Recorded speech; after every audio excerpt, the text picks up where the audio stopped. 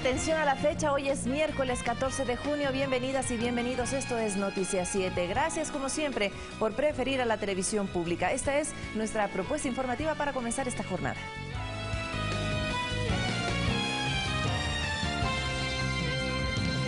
Hoy le contaremos que Ecuador fue elegido como vicepresidente de la Convención de Personas con Discapacidad que se realiza en la Organización de las Naciones Unidas en Nueva York, Estados Unidos. Y con la presencia del fiscal general empiezan las comparecencias en la Comisión de Fiscalización dentro del proceso que se iniciará en contra de Carlos Polit, Contralor del Estado. Y nuestro país está a la espera de que el sistema judicial peruano designe a un juez que tramite el proceso de extradición de Charly Pareja Cordero y de su hijo. Y en lo internacional le contaremos que un joven ecuatoriano que se graduó en Estados Unidos fue detenido y se analiza su deportación.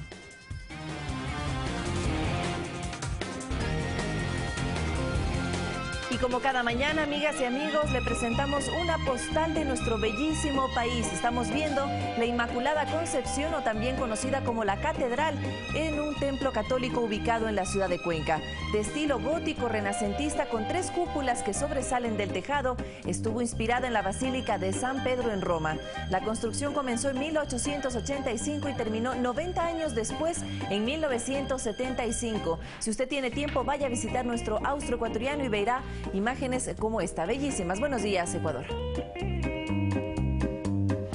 Comenzamos contándole que nuestro país lidera la vicepresidencia de la Convención de Personas con Discapacidad que se realiza en la Organización de las Naciones Unidas. Rocío González, quien encabeza la comitiva ecuatoriana, señaló que Ecuador continúa comprometido en velar por los derechos de este grupo de la sociedad.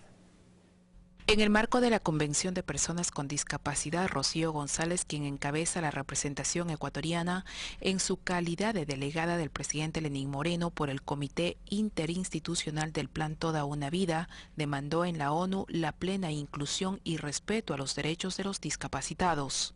Hace 11 años, la frase "nada sobre nosotros sin nosotros" fue el llamado que hicieron los más de 1.000 millones de personas que viven con discapacidad en el mundo. El 24 de mayo de este año, el presidente de la República de Ecuador, Lenín Moreno Garcés, tomó posesión del cargo, recordando ese lema que resume magistralmente cómo debe legislarse y cómo debe ser una política de inclusión plena. Rocío González destacó que desde el 2007, Ecuador ha vivido un cambio de paradigmas y se ha convertido en un país en el que se acepta la diversidad, destacando el rol de la Misión Manuel Espejo, una cruzada que visibilizó a todas las personas con discapacidad del país. Creando un programa de atención integral para responder a sus necesidades y a las de sus familias en el marco de sus derechos. La política pública fue abordada de manera transversal e intersectorial sobre una base legal que actualmente sitúa nuestra Constitución como una de las de mayor reconocimiento de derechos para las personas con discapacidad en el mundo. Ecuador garantizó que continuará fortaleciéndose como el país de la inclusión. El Plan Toda una Vida garantizará los derechos de las personas con discapacidad. Rocío González aprovechó su participación para sugerir que Naciones Unidas realice ajustes a sus instalaciones de acuerdo a los códigos y normas de construcción accesible y universal, para que de este modo garantice la plena participación y la igualdad de condiciones a todas las personas que acuden a esta casa. Por su parte, relatores especiales de la ONU sobre personas con discapacidad pidieron llevar a cabo esfuerzos especiales para garantizar que se consulten a las personas con discapacidad en los debates preparatorios y se les tenga en cuenta en el monitoreo y la recolección de datos. Que nos permita tener una imagen más completa de los retos y los logros nos ayudaría a mejorar las intervenciones y a crear políticas y programas más inclusivos para las personas con discapacidad, así como orientar los recursos nacionales y la cooperación en estas áreas que requieren tanta atención. En el marco de la convención, Ecuador mantuvo reuniones bilaterales a fin de compartir las buenas prácticas nacionales en este campo. Rocío González, en representación del Ecuador, y otros relatores especiales pidieron a Naciones Unidas hacer esfuerzos conjuntos para garantizar la inclusión de personas con discapacidad en el marco de la Agenda 2030 de la ONU. Karina Cartagena, Ecuador TV, Nueva York. Y la delegación ecuatoriana que viajó a la sede de la Organización de las Naciones Unidas continuará con su participación. Se prevé que hoy se presenten las políticas de inclusión impulsadas por el Ecuador en los últimos 10 años. Para este miércoles, la delegación ecuatoriana encabezada por la esposa del primer mandatario, Rocío de Moreno, participará por tercer día de la 10ª Conferencia de los Estados en la sede de las Naciones Unidas en Nueva York, presentando los logros alcanzados por el Ecuador en el campo de políticas de inclusión implementadas durante la última década, tiempo en el cual nuestro país asumió la construcción de una sociedad más justa, solidaria y equitativa, con la ejecución de programas como la Misión Solidaria Manuel Espejo y ahora la iniciativa del programa Toda una Vida. Este miércoles en horas de la mañana está previsto que la comitiva ecuatoriana inicie sus actividades participando de mesas de trabajo, en donde se abordarán temas referentes al impacto de la discriminación múltiple en personas con discapacidad, además de promover su participación para lograr los objetivos de desarrollo sostenible. También se analizarán estrategias laborales inclusivas para la erradicación de la pobreza. Todo esto como parte del compromiso del Ecuador adquirido como vicepresidente de la conferencia para el periodo 2017-2018 en conjunto con Alemania, Sri Lanka y Túnez. Carlos Flores, Ecuador TV. Este viernes, con la presencia del fiscal general, empezarán las comparecencias en la Comisión de Fiscalización dentro del proceso que se inicia en contra de Carlos Pollitt, Contralor General del Estado.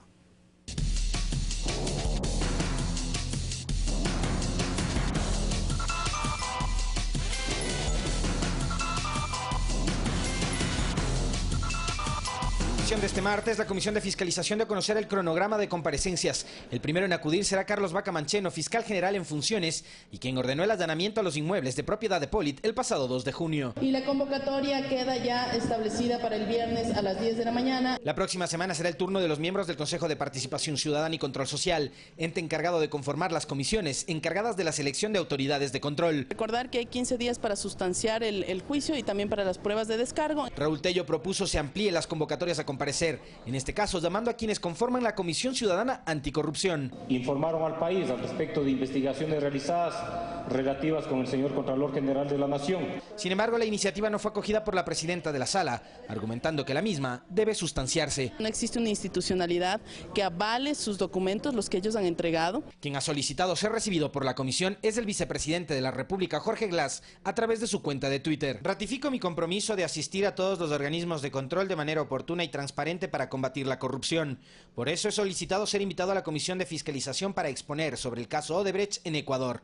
La verdad prevalecerá. Si en algún momento pues es necesario llamar al señor vicepresidente, lo haremos. Restaría conocer la fecha para la comparecencia del vicepresidente. Como falta también se concrete fecha y hora para la invitación al exfiscal Galo Chiriboga. Ya he hablado con el exfiscal Chiriboga, invitándole a la comisión también. El Contralor Pollitt ya fue notificado y el día para su presentación ante la comisión será el 27 de junio. Alexis Moncayo, Ecuador TV. Respecto al segundo mandatario y su pedido, el presidente legislativo José Serrano se pronunció en la red social de Twitter, escribiendo lo siguiente: vicepresidente de la República ha solicitado que le reciba la Asamblea Nacional. Comunicaremos formalmente fecha y comisión para su comparecencia. Y tras el anuncio de la Comisión de Fiscalización de llamar a juicio político al Contralor Carlos Pollitt, se inició el proceso en el cual el funcionario deberá entregar pruebas de descargo. A continuación se definirá si el pedido se debe archivar o seguir con los plazos establecidos. Una vez que la Comisión de Fiscalización del Poder Legislativo aprobó con 12 votos a favor dar inicio al trámite del juicio político en contra de Carlos Pollitt, Contralor General del Estado por presunto incumplimiento de funciones, empieza también a correr el plazo de 15 días para que la comisión especializada reciba las pruebas de cargo y de descargo. En este plazo, también se deberá notificar al proponente del juicio político, el asambleísta por Manaví Daniel Mendoza y el Contralor. De manera paralela, María José Carrión, presidente de la comisión, recibirá los argumentos legales de los 70 asambleístas que impulsan el juicio político. El Contralor General del Estado tiene hasta el próximo 27 de junio para que de forma presencial o escrita presente la información requerida por el Poder Legislativo. El procedimiento de juicio político se basa en el artículo 131 de la Carta Magna, que señala: Artículo 131. La Asamblea Nacional podrá proceder al enjuiciamiento político a solicitud de al menos una cuarta parte de sus miembros, es decir, 37 asambleístas. Cumplido este requisito y de acuerdo a lo establecido por la Ley Orgánica de la Función Legislativa en su artículo 79, se debe presentar ante el titular del Poder Legislativo una solicitud, la cual... Artículo 79. Contendrá el anuncio de la totalidad de la prueba que se presentará, acompañándose la prueba documental de que se disponga en ese momento. Esto debe ocurrir en un plazo de 5 días finalizado el tiempo de recepción de información solicitado por la Asamblea Nacional. Dicho informe se archiva o se califica para dar paso al juicio político. Este pedido de juicio político es un proceso diferente al impulsado por la Fiscalía General del Estado, que investiga al funcionario por presunta concusión, es decir, por presuntamente exigir pagos adicionales a sus funciones vinculados al caso Odebrecht. Carlos Flores, Ecuador TV. El expresidente de la República, Rafael Correa, se pronunció ante las críticas del proceso de elección del Contralor General de la Nación, Carlos Pollitt. Lo hizo a través de su cuenta personal de Twitter.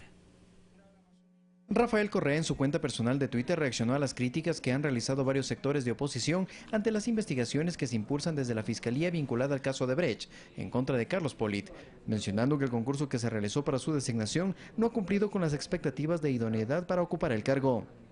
Es así que expresa: ¿cuán frágil es la memoria y cuánta hipocresía existe? Ahora el Consejo de Participación Ciudadana y Control Social no sirve para nada por haber elegido mal al Contralor. ¿Se acuerdan que la primera elección de Carlos Pollitt fue por el Congreso de la Partidocracia?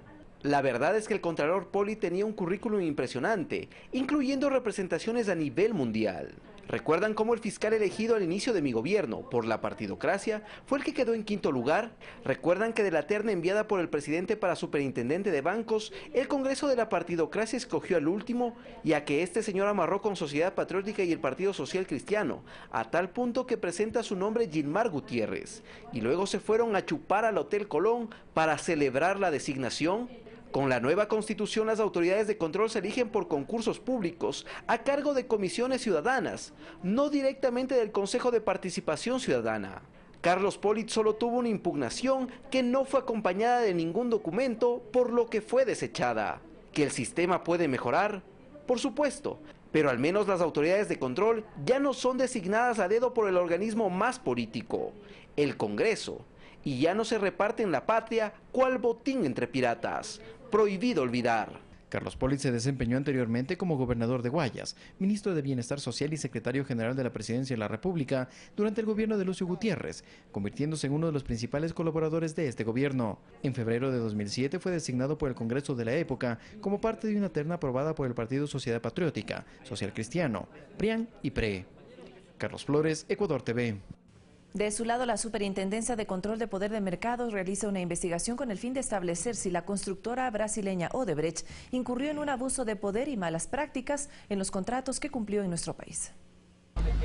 En tiempos en donde todos buscan aparecer como defensores contra la corrupción, el asambleísta por Creo, Fabricio Villamar, visitó la Superintendencia de Poder del Control del Mercado para propiciar una investigación en este ámbito contra Odebrecht. Porque si una empresa normal, para poder desarrollarse, tiene que invertir, tiene que ampliar mercados, tiene que innovar, y otra empresa, en cambio, lo que hace es corromper funcionarios, resulta que al final es mucho más rentable para las empresas corruptas corromper funcionarios que hacer que progrese el país. Frente a esto, el titular de esta superintendencia explica que esta investigación ya inició meses atrás y se busca identificar si Odebrecht incurrió en ciertas faltas basándose en la Ley Orgánica de Regulación y Control de Poder del Mercado. Es una falsedad decir que se inicia la investigación recientemente. Aquí no hay ninguna denuncia. El asambleísta que se presentó esta mañana es bienvenido como todos los asambleístas, pero él se negó a presentar una denuncia. Nosotros hacemos una investigación específica en lo que tiene que ver con los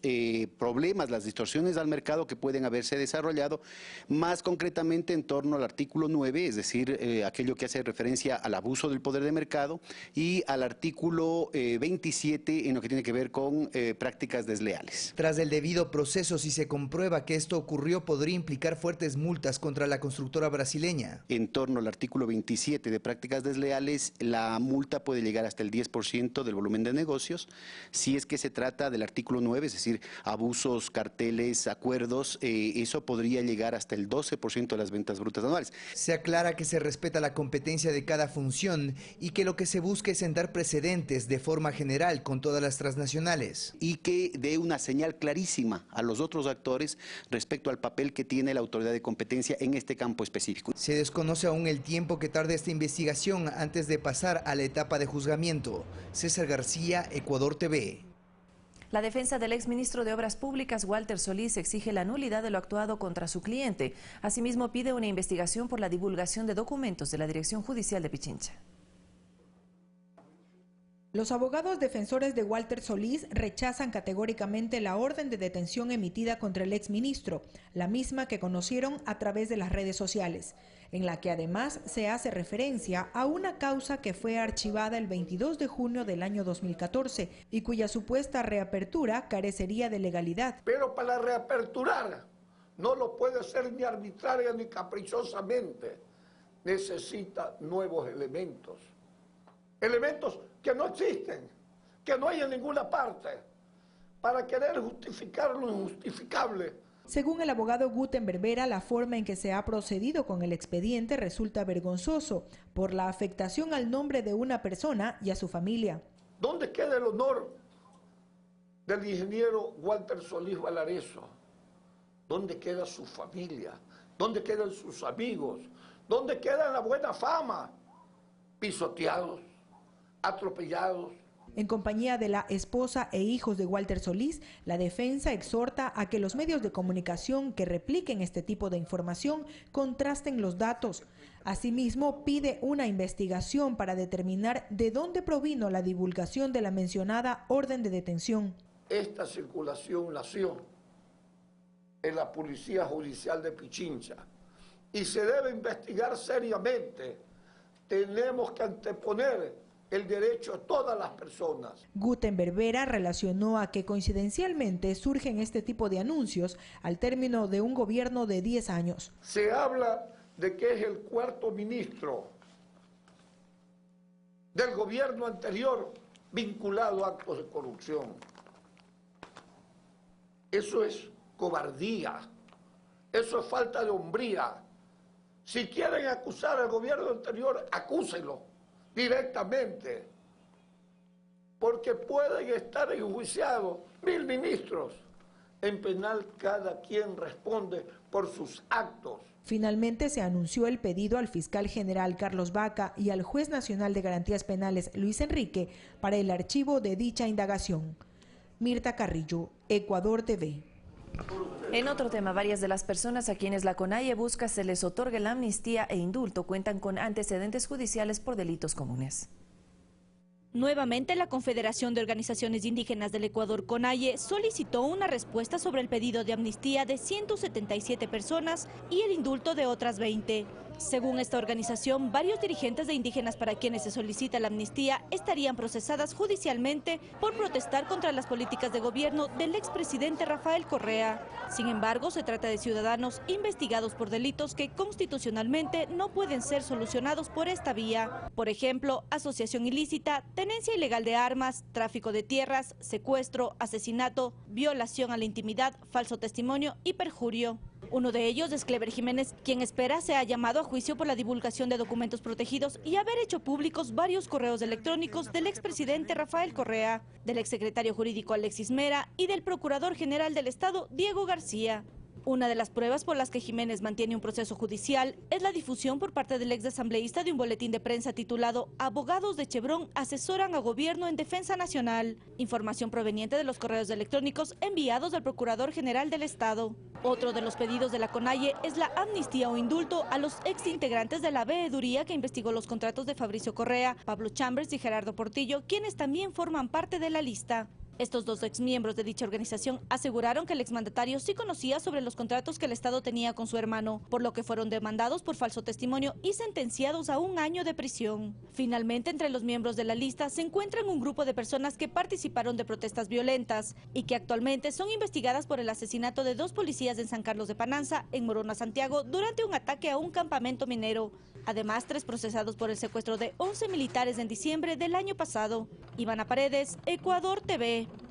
En Cuenca, tras la audiencia de formulación de cargos en el caso Etapa y de la cual su gerente Iván P. tiene orden de prisión preventiva por supuesto tráfico de influencias, varios concejales marcan distancia con la administración del alcalde de Marcelo Cabrera. El caso Etapa se dio a conocer el 3 de mayo tras una denuncia del concejal Cristian Zamora. Detalló que la empresa municipal de agua potable, Etapa, firmó un contrato con el consorcio del Conspercor por $10 millones para la ampliación de la planta de agua Tixán. A esa denuncia se sumó el Servicio de Contratación Pública, Sercop, porque la empresa constructora tiene entre sus miembros a parientes de funcionarios de Etapa. Se trataría entonces de tráfico de influencias algo que se advirtió desde el Consejo Cantonal. Yo creo que las decisiones debían haberse dado en su momento de la denuncia, volver a foja cero de los procesos como yo había pedido. Advertimos, recomendamos, aconsejamos que están equivocados en muchísimas de las acciones, pero siempre se lo toma como si fuese con un tinte político y no les gusta siquiera hacer caso. Fiscalía allanó las oficinas de Etapa el 15 de mayo en busca de información y este 12 de junio se desarrolló la audiencia de formulación de cargos. Aquí el gerente de Etapa, Iván P., recibió orden de prisión preventiva mientras intentaba salir del país desde el aeropuerto de Guayaquil.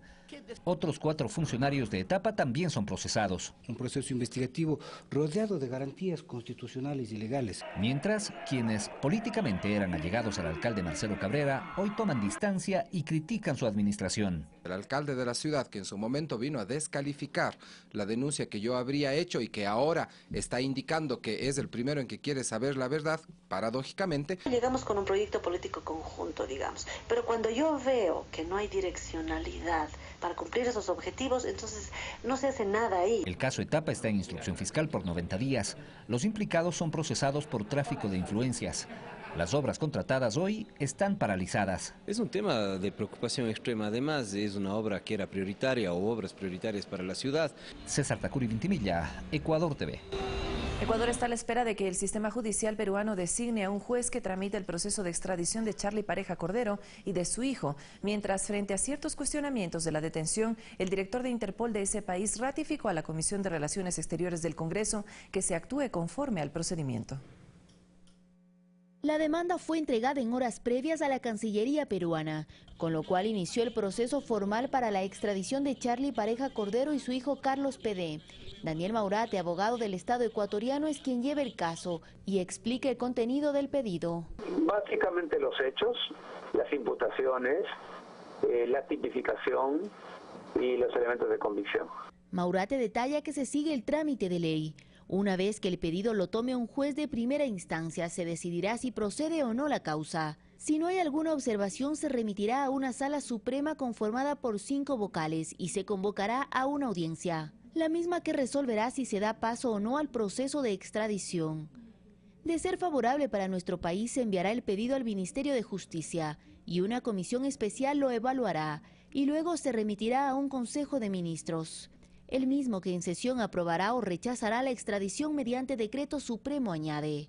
Charlie Pareja y su hijo fueron aprehendidos el pasado 8 de mayo por la Interpol peruana tras su ingreso irregular a ese país en diciembre de 2016, al ser requeridos por la justicia ecuatoriana.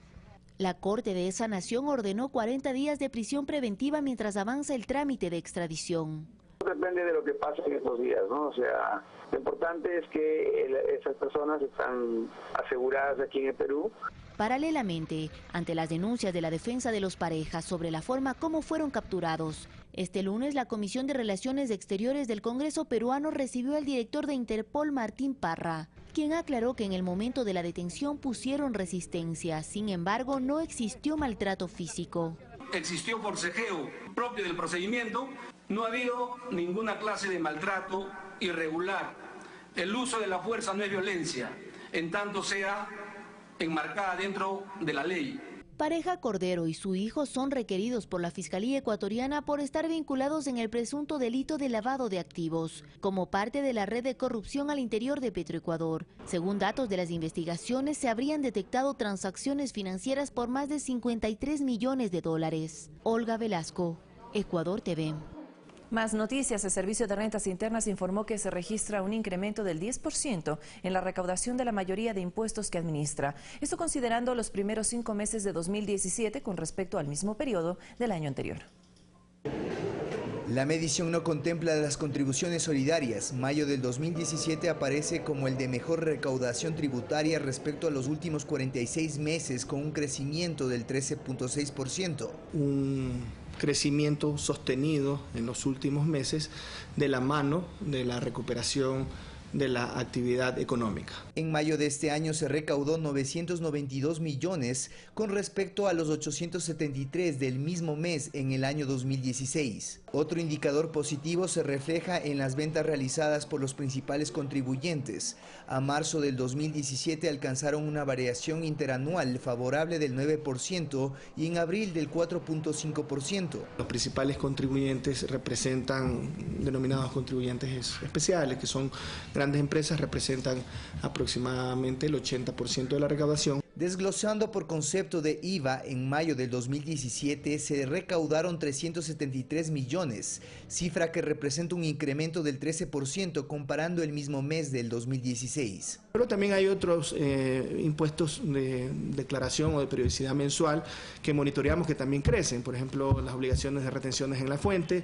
el impuesto a la salida de divisas. En términos generales se trata de un incremento del 10% de la recaudación total de impuestos comparando los 5 primeros meses del 2017 con los del 2016. Y no solo es importante hablar de la cantidad de la recaudación, sino de la calidad de la misma, es decir, que contribuyan más los que más tienen. Estos indicadores positivos tienen detrás procesos eficientes de simplicidad administrativa y control y son claras muestras, según el Servicio de Rentas Internas, de la recuperación económica que vive el país. César García, Ecuador TV.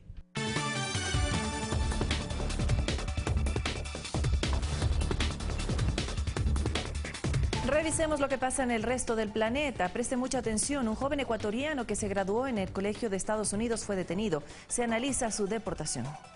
La comunidad de Ossining en Estados Unidos se movilizó para defender a Diego Puma, un ecuatoriano quien fue detenido y ahora se enfrenta a la deportación. Diego no es un criminal. Diego no es una persona que está haciendo una amenaza a la seguridad nacional de nuestro país. A esta iniciativa se suma una petición online para solicitar a las autoridades que el compatriota pueda acudir a su ceremonia de graduación. Según cuentan sus familiares, Diego se refugió en la casa de una prima después de que su madre también fuera detenida el pasado domingo. Se entregó para que no nos llevaran a nadie. Y por eso es que nosotros estamos logrando hacer lo más que podamos por él, porque él no se merece eso. Si se entregó fue porque yo también estaba en la casa y no quería que nos pasaran nada.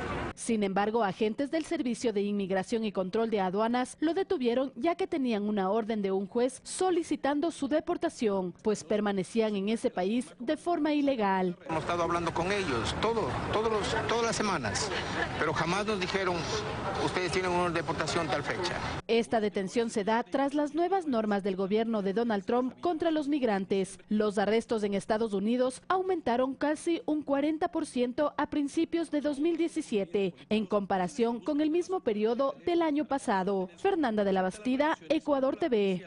En otro tema, el fiscal estadounidense Jeff Sessions aseguró ante el Senado que nunca se reunió con ningún funcionario de gobierno ruso con el objetivo de influir en las elecciones presidenciales de 2016. Además, consideró que hacer esa afirmación es una mentira espantosa y detestable. La comparecencia de Sessions ante el Comité de Inteligencia sirve para responder al testimonio que dio la semana pasada el exdirector del FBI, James Comey. El gobierno colombiano organizó un evento para mostrar el éxito que ha tenido el acuerdo de paz con las Fuerzas Armadas Revolucionarias de ese país. A la ceremonia que se desarrolló en el Valle del Cauca estaban invitados el ex primer ministro español Felipe González y el expresidente de Uruguay José Mujica, pero debido a las malas condiciones climáticas siguieron paso a paso el acto de dejación de armas desde la base aérea Marco Fidel Suárez en Cali. Y se negó la fianza que el expresidente de Panamá, Ricardo Martinelli, pidió a un juez federal de Miami. Además, se fijó una nueva audiencia en corte para el 20 de junio. Cerca de 20 minutos duró la comparecencia del expresidente de Panamá, Ricardo Martinelli, ante un juez federal en Miami, Estados Unidos. En la audiencia, sus abogados pidieron el pago de una fianza, la misma que fue negada, y por ello el exmandatario permanecerá detenido y no podrá recibir las visitas de sus familiares, tan solo de quienes manejan su caso. Este proceso apenas inicia. Y hoy lo que hemos visto es simplemente una legalización de una captura. No hemos visto fallar el fondo de este caso. Martinelli fue detenido la noche de este lunes en las afueras de su apartamento en Miami, ya que según la investigación en su contra, es acusado de interceptar comunicaciones privadas a más de 200 opositores durante su administración. Nosotros tenemos pruebas completas de que hay una persecución política contra Ricardo Martinelli en venganza de que cuando él era presidente votó de canciller de la República y era su vicepresidente a Juan Carlos Varela. Esto es una retaliación de Juan Carlos Varela porque lo echaron del gobierno. La alerta roja de la Interpol fue emitida el pasado 21 de abril, mientras la Fiscalía Especial Anticorrupción de Panamá solicitó a la Interpol emitir una alerta roja para detener a los 2 hijos de Martinelli, acusados de cobrar presuntos sobornos de la constructora brasileña Odebrecht. Fernanda de la Bastida, Ecuador TV. 7:01, 1 hora menos en la región insular. Veamos a continuación lo que reseñan los principales titulares de los medios públicos en sus páginas electrónicas. Vámonos con Andes, Agencia Pública de Noticias. Centro Democrático propone sustituir, vamos a ver si es que nos regresan para poder terminar de la lectura de este Cordicom y Supercom, es lo que dice Centro Democrático. Vamos a la siguiente. Ecuador ratifica compromiso, vamos a ver si es que nos ponemos de nuevo. Primero tenemos ahí también las noticias del fútbol. Presidente Glass solicitó ser invitado a comisión de fiscalización para exponer sobre el caso Odebrecht. Presidente Rafael Correa defiende vigencia del Consejo de Participación Ciudadana y Control Social. Y lo que veíamos ya, Centro Democrático que propone sustituir Supercom y Cordicom.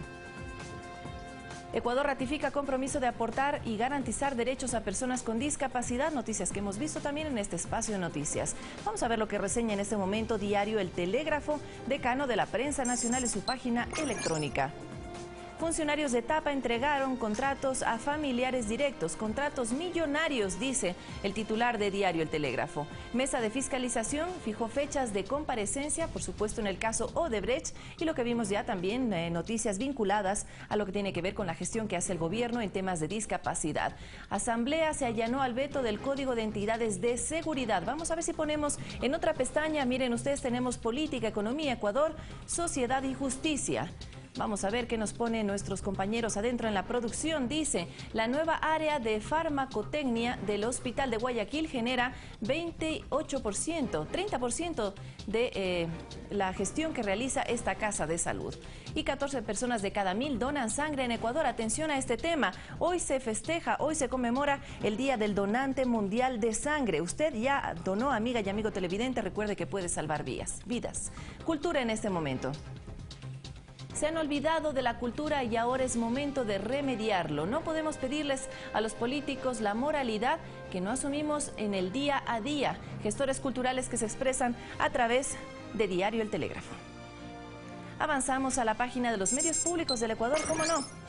Ahí están los talentos de pantalla, nuestros compañeros de deportes, también están nuestros compañeros de Café TV, su matutino que empieza a las 8 de la mañana con 30 minutos. Al mediodía, mi compañero Arturo Barriga, hoy estaremos hablando precisamente de la donación de sangre. Y cómo no, también usted puede ver la propuesta de los programas de opinión y los programas que tienen que ver con la interculturalidad, nuestro Ecuador multicolor, www.mediospublicos.es para que usted nos siga en cualquier punto del planeta. Momento de hacer nuestra primera pausa, pero ya viene nuestro compañero Carlos Rabascal para construir pensamiento crítico. Les esperamos, pero le dejamos también con las condiciones del tiempo en las ciudades de nuestro país.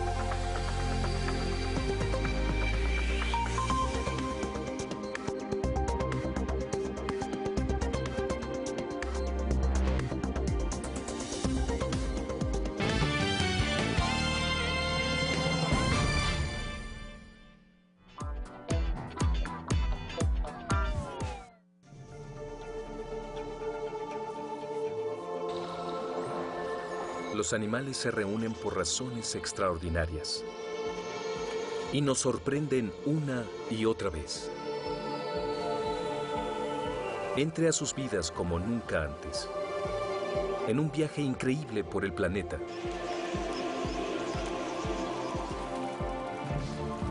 De lo extraño a lo maravilloso. Especiales de la BBC. Hoy, 20 horas.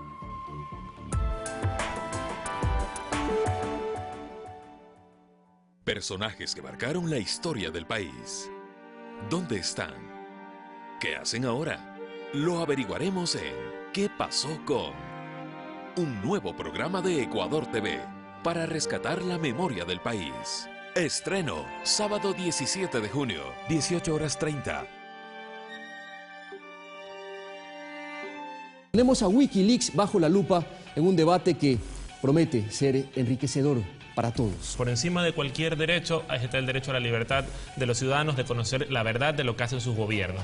Hay una intencionalidad en liberar la información. Le quita la máscara a esta democracia hipócrita, a estos políticos mentirosos. Ya sabemos que el mundo funciona como funciona, como un tablero de ajedrez. Assange no es un ciudadano americano que va a terminar en Guantánamo. Mundo al revés. Este jueves, 22 horas.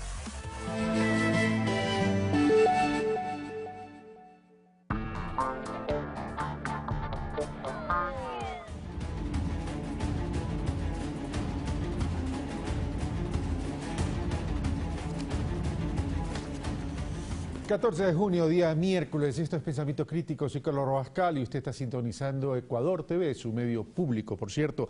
El día de hoy tendremos al director nacional del Servicio de Rentas Internas, Leonardo Orlando, con quien vamos a hablar sobre algunos temas. Uno de ellos tiene que ver sobre la recaudación. Recordemos que ya estamos entrando al mes para cerrar el primer semestre y en el mes de junio ya la tasa del IVA está en el 12%, tal cual como se había establecido en la ley que transitoriamente se determinó el 14% del IVA por la emergencia provocada por el terremoto y la afectación a las provincias de Manabí y Esmeralda.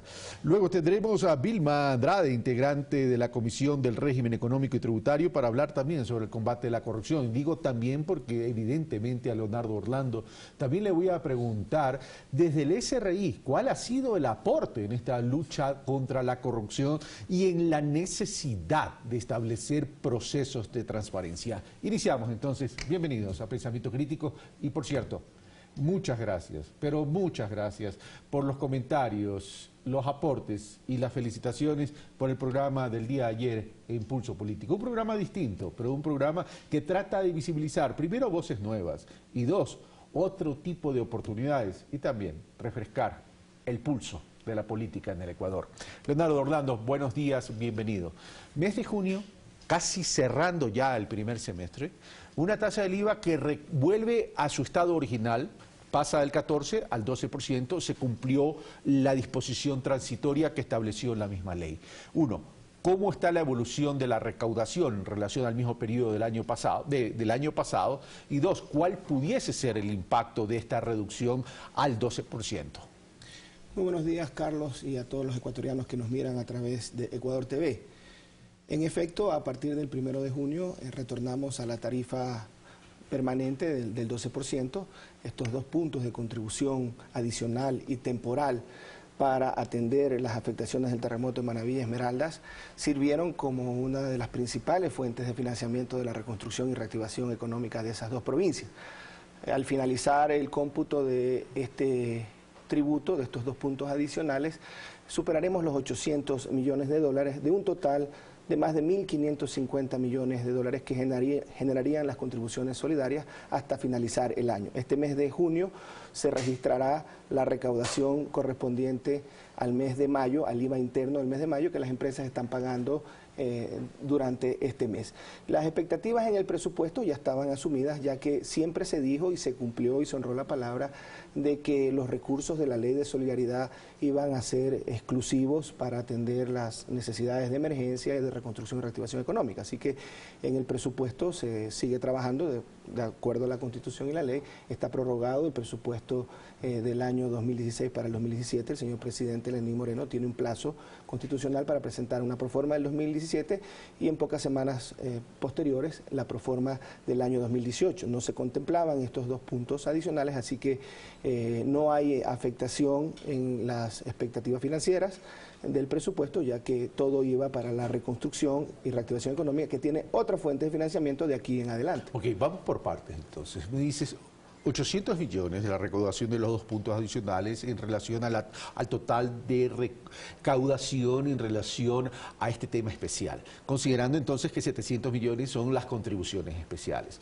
Estos 800 millones que son productos de estos dos puntos adicionales que ya en el mes de junio no existen, ¿fueron utilizados de forma exclusiva en la emergencia del terremoto o fueron utilizados para financiar presupuesto del Estado? No solo que los recursos de la Ley de Solidaridad, las contribuciones solidarias fueron utilizados en forma exclusiva para la reconstrucción y reactivación económica de la zona afectada por el terremoto, sino que se requieren recursos adicionales. Ya se encuentran asignados más allá de 2.400 millones de dólares y la planificación plurianual supera en los proyectos que están registrados más de 3.600 millones. Significa que hay tarea pendiente por hacer. Por ejemplo, tenemos los financiamientos que se han obtenido a través del Banco Europeo de Inversiones, que están postulándose todos los proyectos, también el crédito del gobierno chino, que establece condiciones preferenciales que significan más de 1.000 millones de dólares. Toda esa fase previa, que son los estudios, los proyectos, la priorización de los mismos por parte del gobierno, primero al interior del gobierno y luego la postulación para tanto la República Popular China como para el Banco Europeo de Inversiones, más las fuentes de financiamiento que sean necesarias, como lo ha dicho en su momento el presidente Rafael Correa y ahora el presidente Lenín Moreno, que las provincias de Manabí y Esmeraldas pueden tener la tranquilidad que se van a ubicar las fuentes de financiamiento necesarias para continuar con la labor de reconstrucción y reactivación económica. Una reconstrucción y reactivación económica de las zonas afectadas toma un tiempo, evidentemente, y requiere una planificación. Esa planificación en un horizonte de tiempo es necesario establecerlo porque va a demandar recursos económicos. En ese sentido, ¿cómo está prevista esa planificación financiera que sale de todos estos recursos o rubros que el señor director del Servicio de Renta Interno nos acaba de comentar? Bueno, para eso hay un comité de reconstrucción, una secretaría técnica que lo ha explicado en su proceso de rendición de cuentas. Este proceso va a tardar no menos de 4 años, deberá considerarse, así como hay ya los recursos para el 2017, que ya están comprometidos, asignados, tendrá que considerarse el presupuesto necesario para el 2018 y 2019. Eso pueden tener la tranquilidad de que con las medidas económicas eficientes y responsables que se tomaron y que se seguirán tomando en este proceso de la Revolución Ciudadana en favor de los más necesitados, en este caso los hermanos de Manabí y Esmeralda, que están en un proceso de franca recuperación económica. Tenemos buenas noticias de la recaudación en general y de la actividad económica en general, pero en Manabí y Esmeraldas es mucho más marcado el crecimiento en ventas y el crecimiento en la recaudación.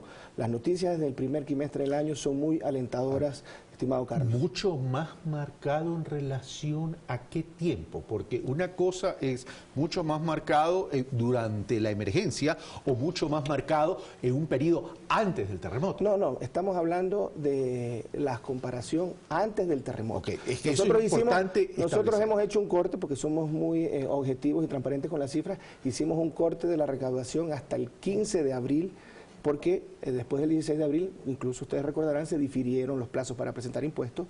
Teníamos previsto un impacto mucho mayor en pérdida de recaudación. No solo que no perdimos recaudación comparado con los meses del año 2015, sino que a partir de agosto, al igual que en el resto del país, pero en Manabí y Esmeraldas mucho más marcado, se comenzó a evidenciar tasas de crecimiento de la recaudación que en algunos meses se ha superado el 40%.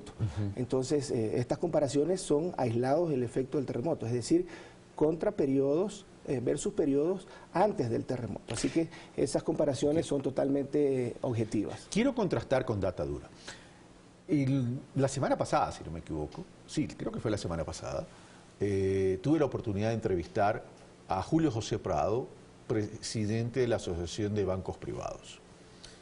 Y él enseñó indicadores, o nos compartió indicadores tremendamente interesantes en relación a la evolución del crédito y a la evolución de los depósitos, y que está en un punto muy superior al mismo periodo del 2014, es decir, antes de los tiempos de shock externo por la disminución del precio del petróleo. ¿Qué significaría aquello?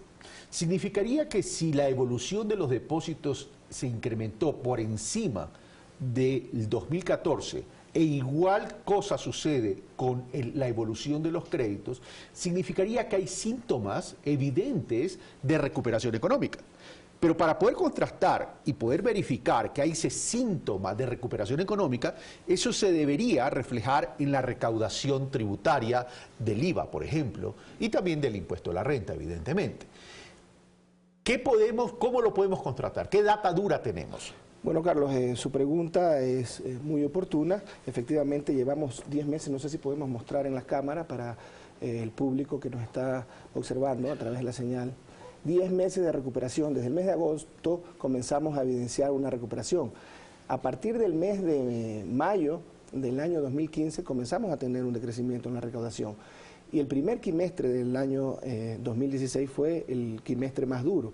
Tuvimos tasas de decrecimiento en los primeros meses del 2016 incluso del 20%, de más del 20%. Pero ustedes pueden evidenciar que a partir del mes de agosto comienza una curva ascendente. En octubre tenemos el primer mes de crecimiento, con excepción del mes de noviembre, que tuvimos un ligero decrecimiento del 2.8%. Todos los meses en adelante, hasta el mes de mayo, han sido consecutivos de crecimiento.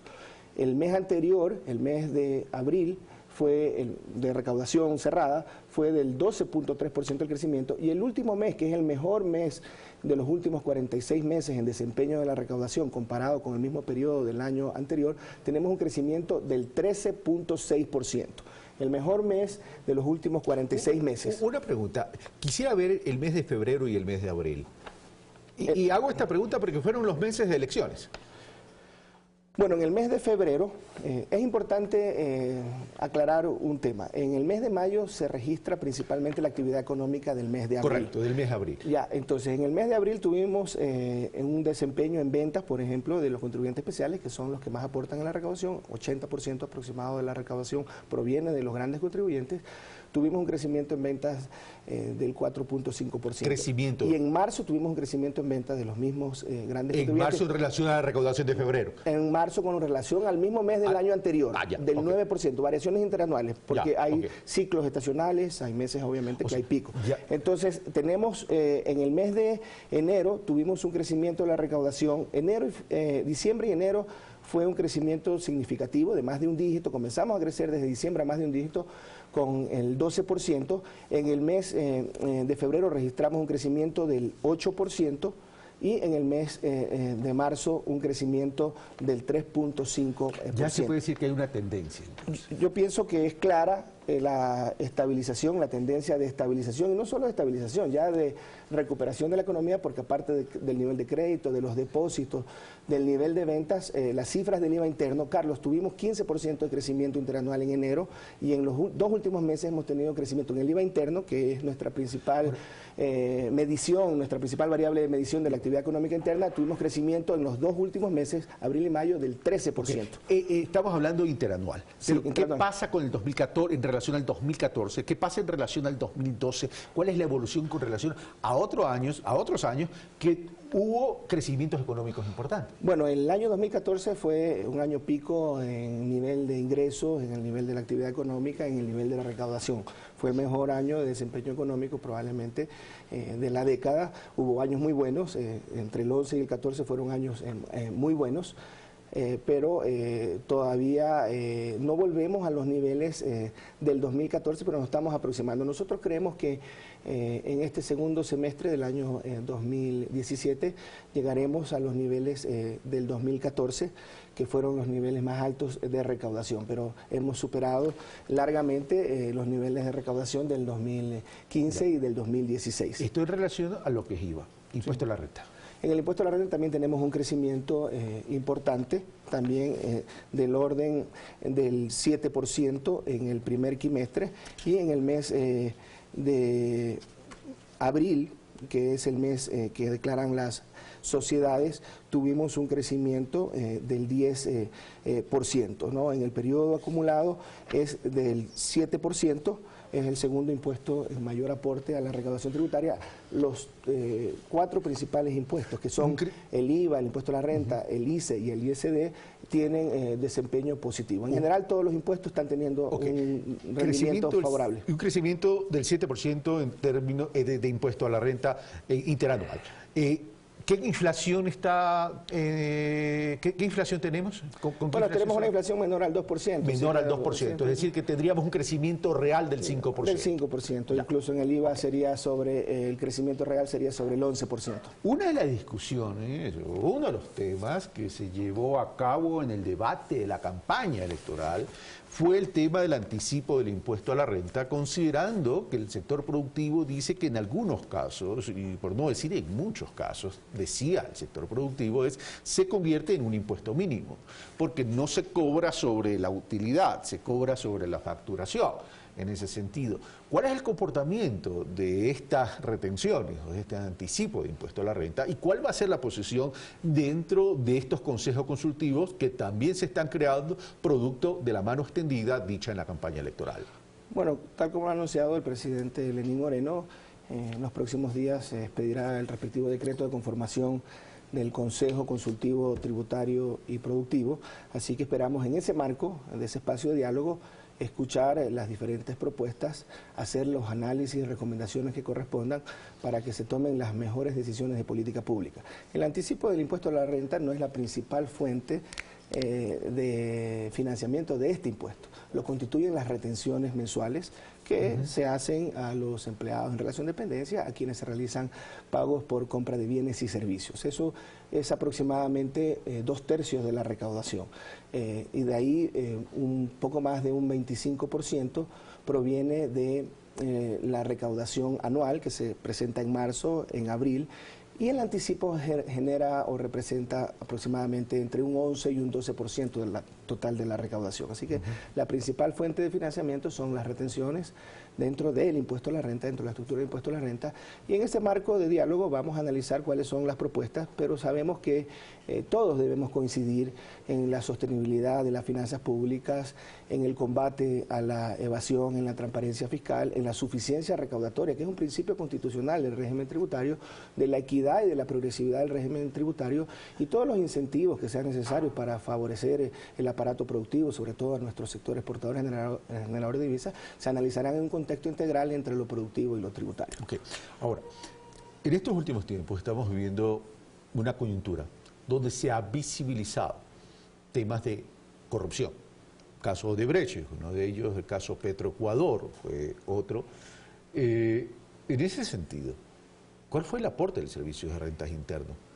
Porque esto no es que se destapa la olla hoy, pero no se cocina sino desde hace tiempo. Es decir, ¿ustedes vienen ya con una hoja de ruta en proceso de investigación? Bueno, yo puedo dar fe desde inicios del gobierno en que Carlos Mar Carrasco fue designado... del gobierno anterior, dice. Del gobierno anterior del proceso de la Revolución Ciudadana, en que Carlos Mar Carrasco fue designado director. El primer proyecto tributario fue tramitado en la Asamblea Nacional de Constituyentes en Montecristi, la Ley de Equidad Tributaria, estableció los principios del régimen tributario ecuatoriano, la política tributaria ecuatoriana, un combate inclaudicable a la evasión y a los paraísos fiscales. Se estableció el concepto de paraísos fiscales y se le delegó al Servicio de Rentas Internas esta lucha y la posibilidad de emitir mediante resolución el listado de paraísos fiscales. De allí en adelante hemos venido haciendo todas las reformas necesarias para combatir no solo la evasión tributaria, sino cualquier forma de ocultamiento de activos, de flujos financieros hacia el exterior, y hemos montado una estructura en el gobierno que tanto el señor presidente Correa como hoy el presidente Lenín Moreno han establecido principios muy claros para los servidores públicos que estamos al frente de la institución. Cero tolerancia a la evasión de impuestos, al contrabando, a cualquier forma de defraudación al fisco y cero tolerancia a la corrupción.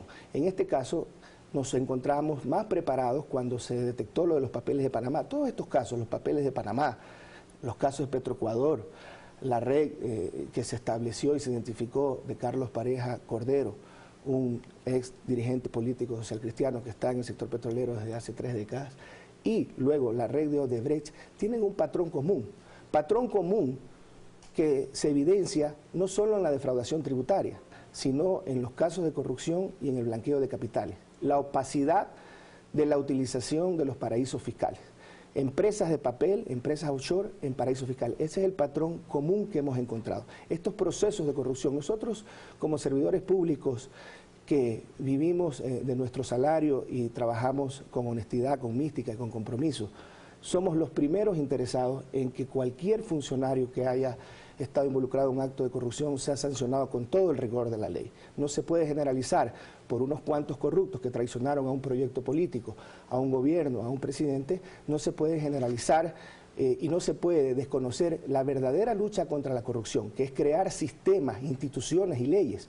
Por ejemplo, desde el Servicio de Rentas Internas, cómo nos preparamos durante estos 10 años y cómo pudimos enfrentar de mejor manera la defraudación de los Panama Papers, los casos de corrupción, porque establecimos sistemas de información, de transparencia. Por ejemplo, ahora se tiene el reporte del ingreso y la salida de divisas, porque más allá del impuesto, lo más importante de esto es tener la información, por qué concepto sale la divisa, quiénes son los destinatarios y quiénes son los beneficiarios. ¿Eso significaría que ustedes están haciendo un trabajo articulado entre el SRI y la UAF?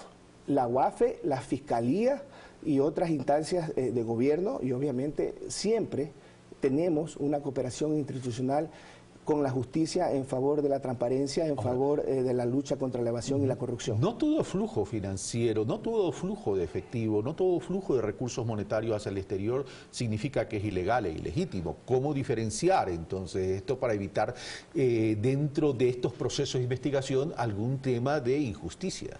Bueno, en este caso nosotros tenemos identificados los motivos de la salida de divisas, si son importaciones, si son pagos al exterior y se cumplen con las retenciones, están soportados en facturas, en contratos. Lamentablemente, y eso tiene que ser producto del debate público, en el tema de la lucha contra la corrupción el gobierno tiene una gran responsabilidad y puede hacer mucho, pero es un problema de la sociedad. Lamentablemente hemos evidenciado que sistemas complejos, estructuras jurídicas de fideicomisos, de fundaciones, de empresas de papel en paraísos fiscales dificultan el rastro de los titulares de esos patrimonios. ¿Qué hemos hecho como gobierno en este proceso? ¿Y cuál ha sido el mensaje de los dos presidentes en su respectivo momento de este proceso de revolución ciudadana? Tiene que combatirse la corrupción con más transparencia y que desde el Servicio de Rentas Internas hemos aportado. Hoy las instituciones financieras que se oponían a reportar información de transacciones financieras tienen que hacerlo mensualmente. Ya no hay sigilo, y esto se contempló en un proceso legal, en una reforma en el 2009, ya no hay sigilo bancario para la administración tributaria. Imagínense una administración tributaria sin acceso a la información bancaria. Ya no hay sigilo societario. Se conoce en el Ecuador desde el año 2012 el último nivel de beneficiario de las sociedades. Desde el año 2009 se presenta declaración patrimonial para quienes tienen activos superiores a cierto monto, a los de mayores ingresos. ¿Cómo contrarrestar estas conformaciones societarias donde su conformación patrimonial en términos de participación societaria se transforman en tremendos laberintos legales y societarios, tal cual como pasó en el 99 con Banco del Progreso y otras instituciones? Con nuevas formas y más sofisticadas se replican los crímenes financieros, los fraudes inmobiliarios de Enron, de Parmalat, lo que pasó en Siemens, lo que ha pasado en Corea y todo, son entramados complejos societarios que utilizan principalmente los paraísos fiscales. Por eso la lucha ética que se ha llevado en este proceso de la Revolución Ciudadana y que en el mensaje a la Nación el presidente Lenín Moreno habló del combate a los paraísos fiscales. El pueblo ecuatoriano habló mayoritariamente en contra de que cualquier servidor público y dignatario de elección popular tenga bienes o inversiones en paraísos fiscales. Debe ser una lucha internacional. Por eso hablamos de la justicia fiscal internacional en contra de transnacionales que deslocalizan el capital y que quitan la posibilidad de financiamiento a través del presupuesto general del Estado y una tributación justa a los países en desarrollo de contar con los impuestos que corresponden. Entonces la lucha internacional debe continuar en contra de los paraísos fiscales, que son verdaderos refugios, no solo de la evasión, sino del blanqueo de capitales y del crimen organizado. Para eso se requiere decisión política no solo de un país, sino de todos los países que conforman el sistema de las Naciones Unidas. La pregunta es, Hay decisión política. Lamentablemente, se pueden poner de acuerdo. Los 300 de los economistas más prestigiosos del mundo le dijeron a los líderes mundiales que no hay razones ni éticas, ni jurídicas, ni económicas para que existan los paraísos. Ese es el verdadero debate. Y esa es la verdadera lucha contra la corrupción. Fiscales que utilizan ahora hasta deportistas. Cristiano Ronaldo en España tiene un lío tremendo por este tema. Otros periodistas, artistas han sido involucrados y detectados. Artistas en temas de escándalo de evasión a través de la utilización de los paraísos fiscales. Leonardo Orlando, muchas gracias por estar con nosotros y, por cierto, lo comprometo para que asista al Frente de Transparencia y Lucha contra la Corrupción, porque insumos al Servicio de Rentas Internas van a ser tremendamente importantes para establecer estos procesos efectivos, por cierto, de transparencia y lucha contra la corrupción. Con todo gusto, Carlos. Estaremos en donde sea necesaria la participación a nivel institucional y como ciudadano, porque estamos convencidos que la verdadera lucha contra la corrupción nace de una actitud transparente, de acciones que van más allá de la retórica, acciones que han demostrado este proceso de la Revolución Ciudadana con sus dos líderes, el presidente Rafael Correa y el presidente Lenín Moreno, que no hay ninguna tolerancia para la evasión de impuestos ni para la corrupción. Leonardo Orlando, muchas gracias. Nosotros hacemos una pequeña pausa y regresamos con doña Vilma Andrade, integrante de la Comisión de Régimen Económico y Tributario, para seguir hablando sobre el combate a la corrupción y, por cierto, de la izquierda democrática. Venimos de inmediato.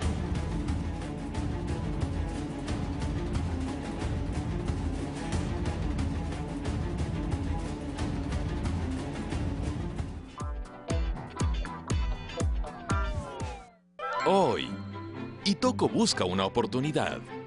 Quisiera hacer los uniformes de todas sus empleadas. Los uniformes del centro comercial son la cara visible de este lugar. En otras palabras, crear uniformes nuevos es como cambiarle el rostro al centro comercial. Y no puedo confiarle esa tarea. No se da por vencida. ¡Buenas tardes! Soy Itoco Ohara. Mire, hice una muestra. Clavel. Hoy, 19:30.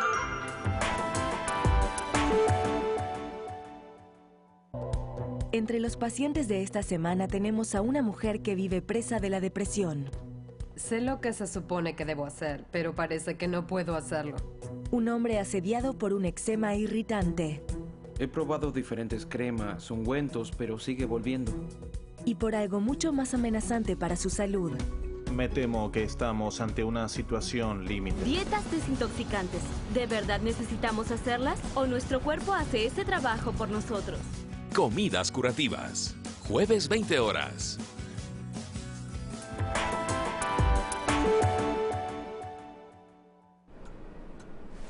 No sé por qué dicen que me parezco a mi mamá. Si a mi edad, ella solo miraba novelas.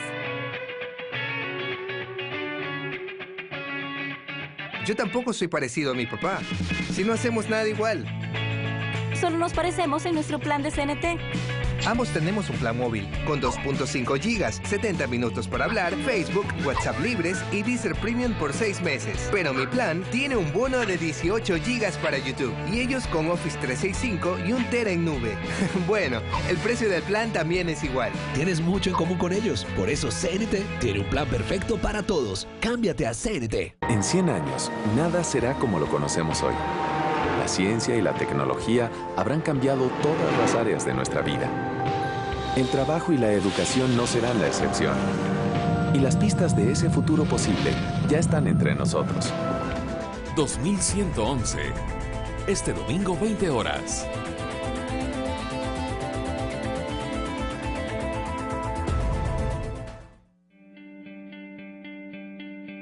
En accidentes de tránsito, en procedimientos quirúrgicos o en enfermedades graves, tener disponible sangre puede salvarle la vida a una persona. Cabe entonces, Vanessa y amigos televidentes, la pregunta: ¿usted ya donó sangre este año o lo hace con frecuencia? Bueno, de eso hablaremos aquí en Al Mediodía. Así es, porque conmemoramos el Día Internacional del Donante de Sangre. No se lo pierda. Como siempre, por aquí, por Ecuador TV.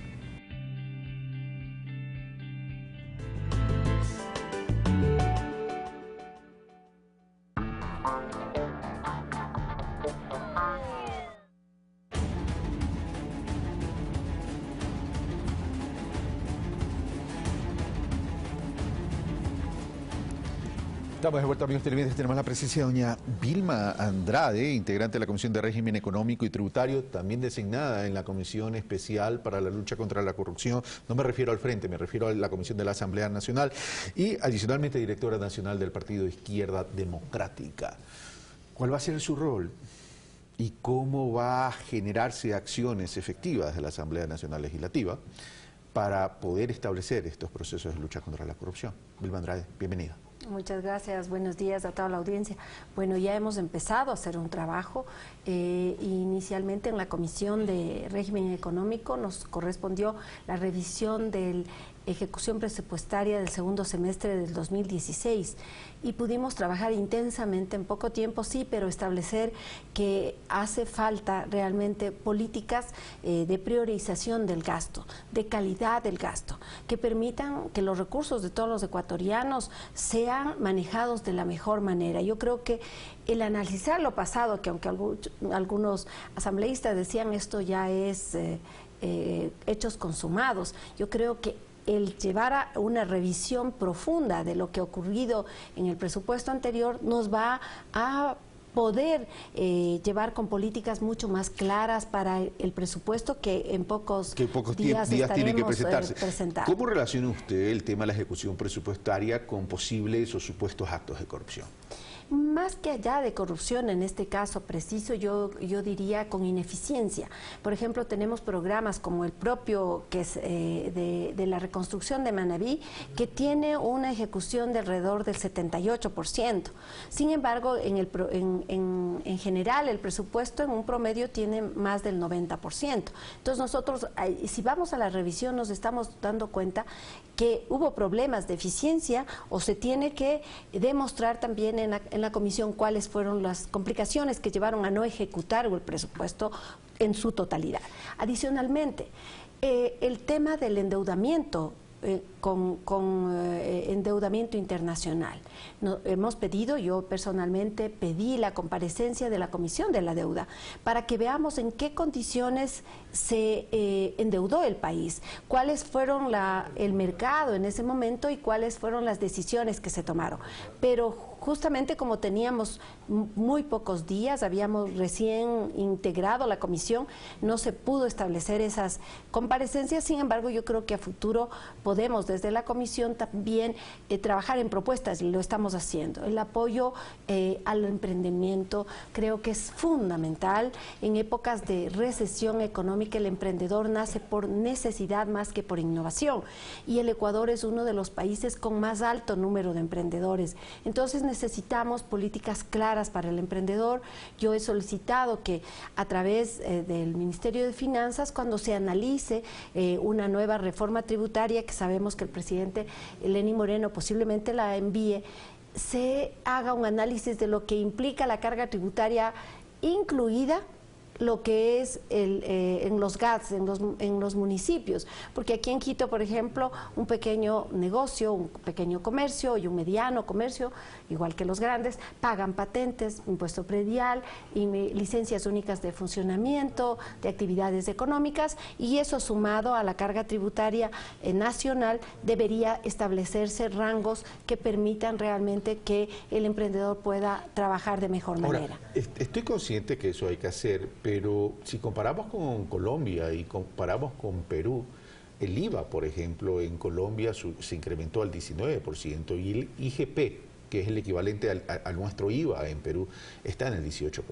Es decir, mucho se habla de que en otros países la carga tributaria es menor, pero a la hora del té y viendo las realidades, yo acabo de venir de Perú, a Colombia voy a cada rato, esa es una carga tributaria importante, y eso habría que sumar también el impuesto a la renta, las retenciones también que se hacen, que son 2 puntos en Perú de cada facturación, con lo cual llegan al 20%, más todas esas otras tasas. Es decir, No tenemos una cultura de siempre estarnos quejando de la carga tributaria, pero no establecemos un análisis con data dura en relación a los países vecinos que son principales competidores y competidores directos del Ecuador.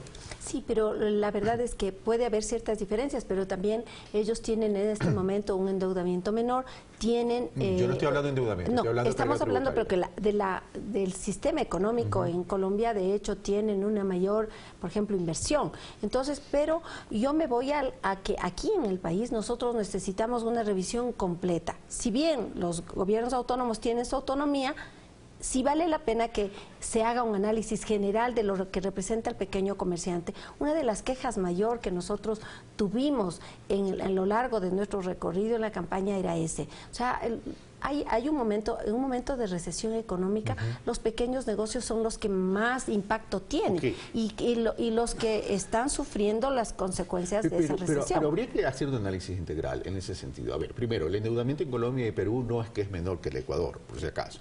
El tema de inversión extranjera directa sí es mayor que el Ecuador, pero ¿qué incidencia ha tenido esa inversión extranjera directa en el tema de la disminución de la pobreza y en el tema de los indicadores de empleo? Y ahí estamos casi iguales, es decir, se habla de la necesidad de inversión extranjera directa, pero cuando se establece cualitativamente la incidencia en el desarrollo social de los países, esa incidencia de la inversión extranjera directa no tiene una incidencia tampoco tan profunda en la disminución de la pobreza y en la generación de empleo. Entonces tenemos que establecer qué tipo de inversión realmente necesitamos y requerimos del Ecuador para el crecimiento económico, pero que genere desarrollo social. Y eso pasa por apoyar al sector productivo nacional, porque si nosotros tenemos un valor agregado a nuestras materias primas, que fundamentalmente somos en este momento, seguimos siendo exportadores de materias primas, pero si le damos un valor agregado vamos a tener realmente, primero, una ampliación del empleo. Y aquí hay políticas tributarias que apoyan al sector productivo. Nosotros estamos analizando, y si bien esa es una potestad del presidente de la República, es generando una iniciativa que podría ser, por ejemplo, si se baja el IVA en el sector turístico, el país en eso no necesita mayor inversión. Tenemos un país maravilloso que puede realmente establecer las condiciones para tener un mayor número de turistas. Y ese puede ser un incentivo para generar mucho más turismo en el país y de esa forma reactivar el sector turístico que por ahora está sufriendo. Estoy de acuerdo que el sector turístico es una fuente potencial de recursos y generación de divisas al Ecuador. España representa el 11% del PIB. Si ese 11% lo trasladamos acá, serían 11.000 millones de dólares para el Ecuador que estaría distribuyéndose. Y Costa Rica, sí. Pero ojo, cuidado, hacemos un análisis aritmético tan solo en términos de disminución, incrementos, etcétera, etcétera. Para que el turista venga, tenemos que enamorarlo. Para que el turista venga, no solo tiene que ver el entorno natural entorno de la naturaleza, tenemos que ver cantones, localidades bien desarrolladas, que generen oportunidades, más otros elementos. Y ahí los gobiernos autónomos descentralizados, cuando usted me dice hay que bajar y revisar las tasas para las pequeñas, etcétera, etcétera, los gobiernos autónomos descentralizados no tienen planificación de desarrollo, no tienen una agenda de desarrollo. No todos, ¿no? No, evidentemente. Y tampoco las mancomunidades no terminan de ser efectivas. No digo que no se han realizado, pero no terminan de ser efectivas. Y la regionalización, que hubiera sido un punto de partida para un desarrollo real a nivel de territorio, quedó en la Constitución. Porque desgraciadamente esa articulación no fue medida de acuerdo a la dinámica nacional. Entonces, cuando se pretende que estas mancomunidades se formen a través de una ley, eso no está visto que no dio lugar a que efectivamente se lo haga. Pero bueno, nosotros creemos fundamentalmente en la Comisión de Régimen Económico que podemos trabajar en líneas de apoyo. Vamos a ahora mismo a hacer una revisión del Código de Comercio y vamos a abrir el espacio. Políticas. Sí, yo creo que aquí fundamental es escuchar también al sector productivo. Aquellos beneficiarios o afectados de la ley tienen que ser recibidos en la comisión y vamos a establecer inclusive una agenda para recorrer el país y poder establecer los puntos de vista del sector productivo, del sector agrario, del sector pesquero, es decir, de todos los sectores económicos del país que puedan dar sus puntos de vista para nosotros poderlos tomar en consideración y en cuenta. Y ya para terminar, voy a lo político. ¿Cómo toma usted la solicitud del vicepresidente de la República de asistir a la Comisión de Fiscalización cuando la Asamblea no lo llamó? Bueno, primero yo creo, debo señalar que nosotros habíamos apoyado, de hecho, a algunas bancadas que solicitaron la comparecencia del vicepresidente. Yo creo que aquí hay un elemento que es bueno que desvirtúe. Hay una cercanía absolutamente clara, familiar, de un familiar muy cercano que ahora mismo está inmerso en un acto de corrupción, y creo que hace bien el vicepresidente en presentarse en la Asamblea Nacional. A pesar que el mismo bloque dijo que no era necesario. Miren ustedes esas contradicciones, y creo que ahí nos damos cuenta que hay decisiones que en ese espíritu de cuerpo, de tratar de apoyarse porque es del partido de gobierno, yo creo que no le hace bien. Yo creo que en este momento lo que más necesita el país es transparencia, una lucha frontal contra la corrupción, pero que parta no solamente de la investigación hecha por los organismos internacionales, por la justicia internacional, que a través de la delación en Brasil y en las cortes internacionales hayamos podido conocer de los actos de corrupción. Yo creo que aquí necesitamos el funcionamiento claro de los organismos de control, y por eso nosotros hemos planteado al presidente de la República la necesidad de que haga una revisión y que llame a una consulta popular para hacer cambios constitucionales profundos que eliminen este hiperpresidencialismo, esta concentración de poder que ha llevado definitivamente a que evidenciemos ahora que algunos organismos de control no funcionan y que no han dado una respuesta positiva del control del quehacer público de los funcionarios. Sin duda alguna el Ecuador tiene su tarea, pero los papeles de Panamá evidenciaron que en la región los organismos de control nos quedan debiendo. Los papeles de Panamá. Sí, pero por eso hay que luchar mucho. No solo es el Ecuador, evidenció que en todo el mundo. Pero esa no puede ser. No, por eso digo, Ecuador tiene una tarea pendiente, evidentemente hay que hacerla. No reconocer un problema sería agrandarlo. Ahí hay una tarea pendiente que hay que tomar el toro por los cuernos. Pero lo que quiero evidenciar es que todos estos entramados de paraísos fiscales a nivel mundial, hay que comenzar también a luchar contra eso, pero para eso necesitamos consenso a nivel de todos los países, porque si no, las luchas aisladas no van a servir. Claro, pero empecemos por dentro. Obvio, empecemos por que casa. Por dentro. Y por casa yo creo que hay propuestas interesantes que nos van a llevar no solamente a la lucha contra la corrupción, sino con la impunidad, que es el elemento más nocivo que hace que esta cadena interminable de corrupción no concluya. Es el elemento más perverso de la corrupción, la impunidad. Vilma Andrade, muchas gracias. Gracias. Bueno, esto fue Pensamiento Crítico, soy Carlos Rabascal. Como siempre, ustedes sacan sus conclusiones y yo los espero el día de mañana, jueves. Un fuerte abrazo.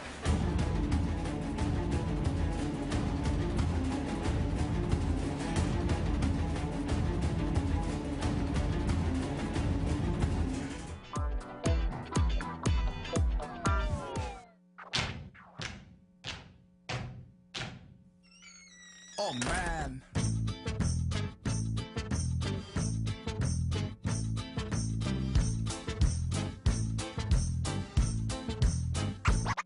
Café TV, el lugar donde compartes, te diviertes y aprendes. De lunes a viernes a las 8:30.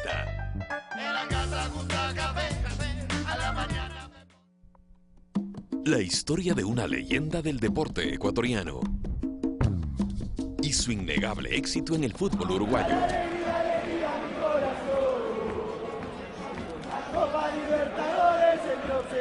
Ese negrito, corredor y saltador, ¿quién nos va a enseñar a nosotros el fútbol? En primer plano, solo cine ecuatoriano. No se pierda El Ecuatoriano de Peñarol. Domingo 22 horas.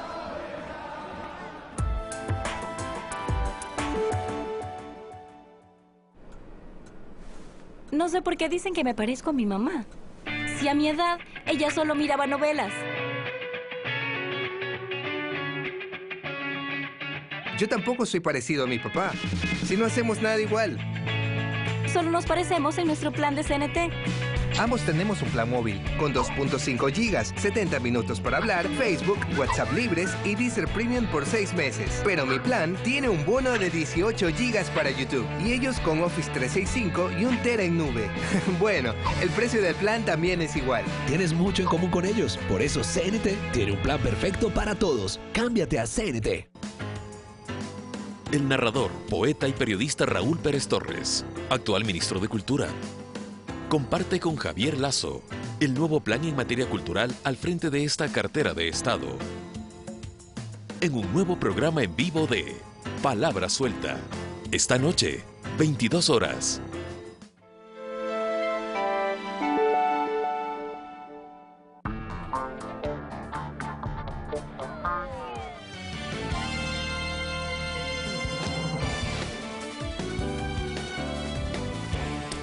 Siempre es un placer mantenerlos informados. Vamos de inmediato con la información. Este viernes, con la presencia del fiscal general, empiezan las comparecencias en la Comisión de Fiscalización dentro del proceso que se inicia en contra de Carlos Pollitt, Contralor General del Estado.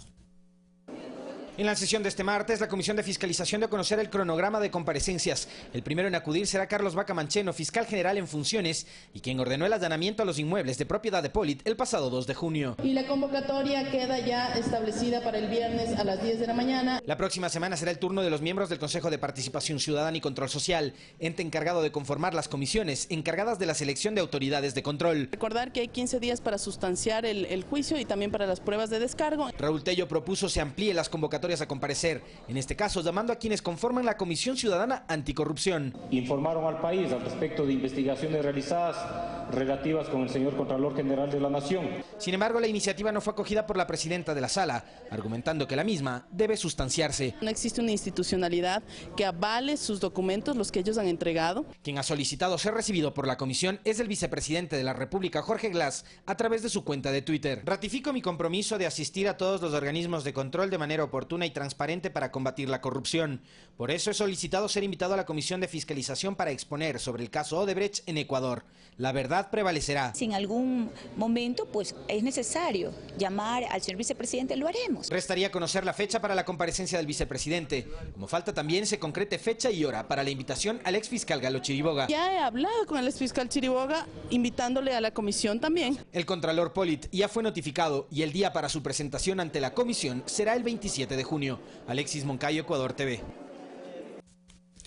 La Superintendencia de Control del Poder de Mercado realiza una investigación con el fin de establecer si la constructora brasileña Odebrecht incurrió en un abuso de poder y malas prácticas en los contratos que cumplió en el país.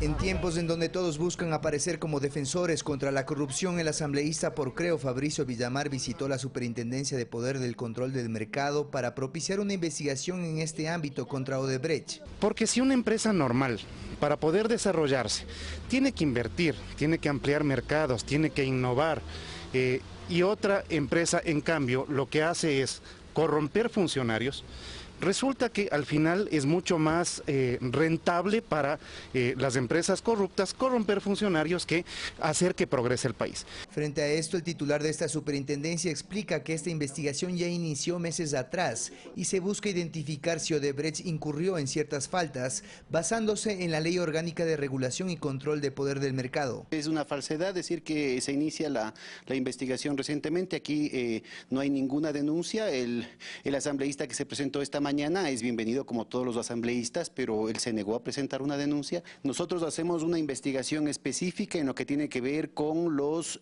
problemas, las distorsiones al mercado que pueden haberse desarrollado, más concretamente en torno al artículo 9, es decir, aquello que hace referencia al abuso del poder de mercado, y al artículo 27 en lo que tiene que ver con prácticas desleales. Tras el debido proceso, si se comprueba que esto ocurrió, podría implicar fuertes multas contra la constructora brasileña. En torno al artículo 27 de prácticas desleales, la multa puede llegar hasta el 10% del volumen de negocios. Si es que se trata del artículo 9, es decir, abusos, carteles, acuerdos, eso podría llegar hasta el 12% de las ventas brutas anuales. Se aclara que se respeta la competencia de cada función y que lo que se busca es sentar precedentes de forma general con todas las transnacionales. Y que dé una señal clarísima a los otros actores respecto al papel que tiene la autoridad de competencia en este campo específico. Se desconoce aún el tiempo que tarde esta investigación antes de pasar a la etapa de juzgamiento. César García, Ecuador TV. Ecuador está a la espera de que el sistema judicial peruano designe a un juez que tramite el proceso de extradición de Charlie Pareja Cordero y su hijo. Mientras, frente a ciertos cuestionamientos de la detención, el director de Interpol de ese país ratificó a la Comisión de Relaciones Exteriores del Congreso que se actúe conforme al procedimiento. La demanda fue entregada en horas previas a la Cancillería peruana, con lo cual inició el proceso formal para la extradición de Charly Pareja Cordero y su hijo Carlos P.D. Daniel Maurate, abogado del Estado ecuatoriano, es quien lleva el caso y explica el contenido del pedido. Básicamente los hechos, las imputaciones, la tipificación y los elementos de convicción. Maurate detalla que se sigue el trámite de ley. Una vez que el pedido lo tome un juez de primera instancia, se decidirá si procede o no la causa. Si no hay alguna observación, se remitirá a una sala suprema conformada por 5 vocales y se convocará a una audiencia, la misma que resolverá si se da paso o no al proceso de extradición. De ser favorable para nuestro país, se enviará el pedido al Ministerio de Justicia y una comisión especial lo evaluará y luego se remitirá a un Consejo de Ministros, el mismo que en sesión aprobará o rechazará la extradición mediante decreto supremo, añade. Charly Pareja y su hijo fueron aprehendidos el pasado 8 de mayo por la Interpol peruana tras su ingreso irregular a ese país en diciembre de 2016, al ser requeridos por la justicia ecuatoriana. La Corte de esa nación ordenó 40 días de prisión preventiva mientras avanza el trámite de extradición. Depende de lo que pase en estos días, ¿no? O sea, lo importante es que esas personas están aseguradas aquí en el Perú.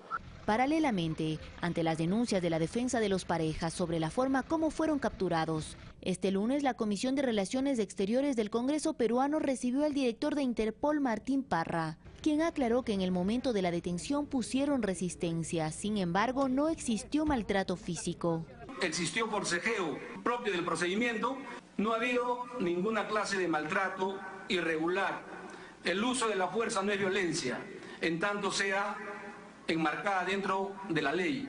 Pareja Cordero y su hijo son requeridos por la Fiscalía ecuatoriana por estar vinculados en el presunto delito de lavado de activos, como parte de la red de corrupción al interior de Petroecuador. Según datos de las investigaciones, se habrían detectado transacciones financieras por más de 53 millones de dólares. Olga Velasco, Ecuador TV. El Servicio de Rentas Internas informó que se registra un incremento del 10% en la recaudación de la mayoría de impuestos que administra. Esto considerando los primeros 5 meses del 2017 con respecto al mismo periodo del año anterior. La medición no contempla las contribuciones solidarias. Mayo del 2017 aparece como el de mejor recaudación tributaria respecto a los últimos 46 meses, con un crecimiento del 13.6%. Crecimiento sostenido en los últimos meses de la mano de la recuperación de la actividad económica. En mayo de este año se recaudó 992 millones con respecto a los 873 del mismo mes en el año 2016. Otro indicador positivo se refleja en las ventas realizadas por los principales contribuyentes. A marzo del 2017 alcanzaron una variación interanual favorable del 9% y en abril del 4.5%. Los principales contribuyentes denominados contribuyentes especiales, que son grandes empresas, representan aproximadamente el 80% de la recaudación. Desglosando por concepto de IVA, en mayo del 2017 se recaudaron 373 millones, cifra que representa un incremento del 13% comparando el mismo mes del 2016. Pero también hay otros impuestos de declaración o de periodicidad mensual que monitoreamos que también crecen, por ejemplo las obligaciones de retenciones en la fuente, el impuesto a la salida de divisas. En términos generales se trata de un incremento del 10% de la recaudación total de impuestos comparando los 5 primeros meses del 2017 con los del 2016. Y no solo es importante hablar de la cantidad de la recaudación, sino de la calidad de la misma, es decir, que contribuyan más los que más tienen. Estos indicadores positivos tienen detrás procesos eficientes de simplicidad administrativa y control y son claras muestras, según el Servicio de Rentas Internas, de la recuperación económica que vive el país. César García, Ecuador TV. Con el objetivo de impulsar el uso del dinero electrónico, el Gobierno Nacional analiza varias opciones para que el sector privado administre el proyecto y la regulación continúe a cargo del Estado. El tema aún está en conversaciones. Tras un primer acercamiento del presidente Lenín Moreno y el ministro de Finanzas, Carlos de la Torre, con los representantes de la banca privada, se analiza un posible traspaso de la plataforma de dinero electrónico, proyecto denominado Efectivo desde mi celular. Para ello, Ricardo Quiroga, asesor del Banco Central, señala que en los diálogos se deben garantizar los principios básicos por los que fue creada esta iniciativa. Fortalecer la dolarización mediante la dinamización y agilización del movimiento de dinero, y el segundo es poder atender a la mitad de la población que no está bancarizada, a los no incluidos financieramente. Las nuevas alianzas incentivarán el uso masivo de este proyecto, lo que le permitirá al país ahorrar en gastos referentes al manejo de la moneda física e incrementar la circulación, acota Quiroga. La gran preocupación de la banca, que están expresando permanentemente la banca privada, es que quieren garantizar de alguna manera que no haya un bimonetarismo por un lado. No es una nueva moneda, son pagos es un medio de pago de transacciones que se hacen en dólares de los Estados Unidos. Las conversaciones sobre el desarrollo de este sistema están a cargo de las autoridades en materia económica, a criterio de la directora del Instituto de Investigaciones de la Facultad de Ciencias Económicas de la Universidad Central, Nancy Medina. La estrategia debe ser clara y está respaldada en la regulación. El Estado debe establecer una normativa muy clara para la banca, ¿no es cierto?, para que bajo ciertas condiciones ellos lo manejen. O sea, tampoco vale soltar totalmente, ¿no?, como se ha hecho en el pasado. Puesto que la banca privada tiene fines de lucro, Medina resalta que los servicios que se ofrecen desde esta plataforma no deberían incrementar sus valores. Porque realmente es un medio de pago, ¿no? Y ellos realmente están beneficiándose también al tener el dinero y al ayudar a que haya liquidez. En los 2 años y medio de implementado este medio de pago se han creado cerca de 350.000 cuentas, con transacciones que superan los 30 millones de dólares. Olga Velasco, Ecuador TV.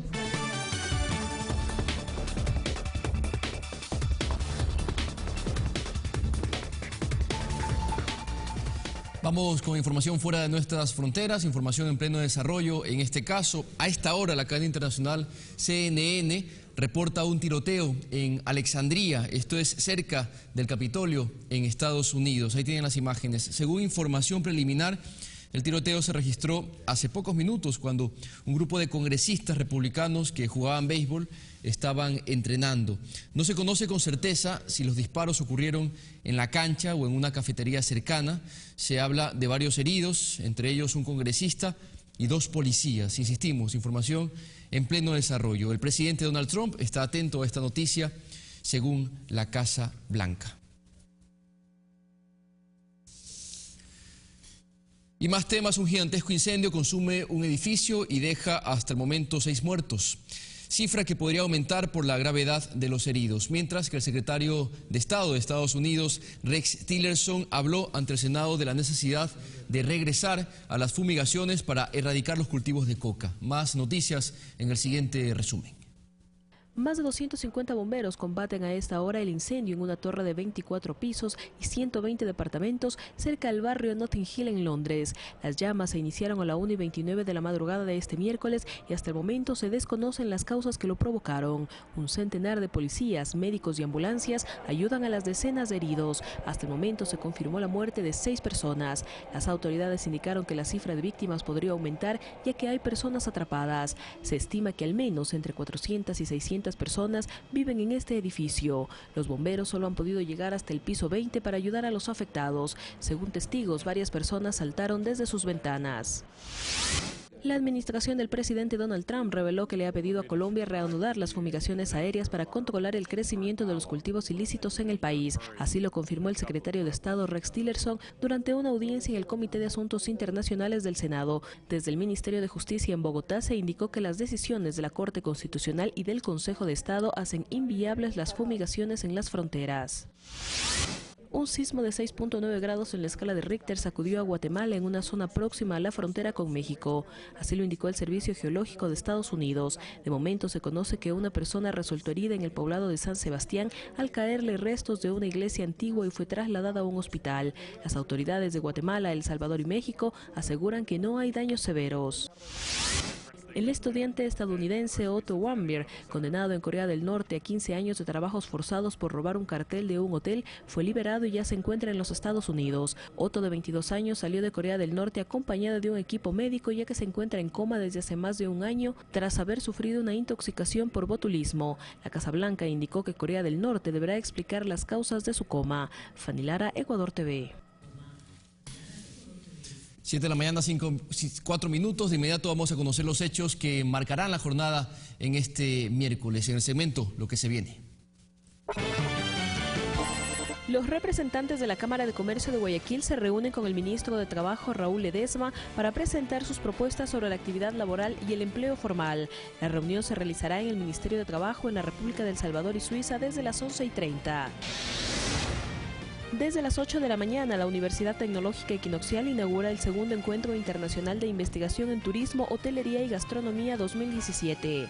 Este congreso se realizará en el campus de la UTE, matriz en la Rumipamba y Burgueos. A las 10 de la mañana, el ex candidato por Creo, Guillermo Lazo, deberá acudir a la Fiscalía en Quito para rendir su testimonio por el caso Sedatos. Esta comparecencia tendrá lugar en la Fiscalía Fe Pública 1 en la 9 de octubre y Patria.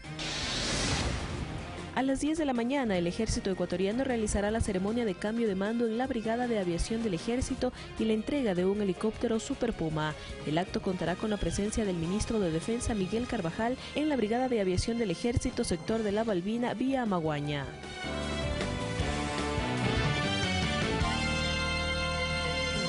8 de la mañana, 5 minutos, una hora menos en territorio insular, y de esta forma despedimos este servicio informativo. Manténgase en la pantalla de Ecuador TV, ya se viene la comunidad.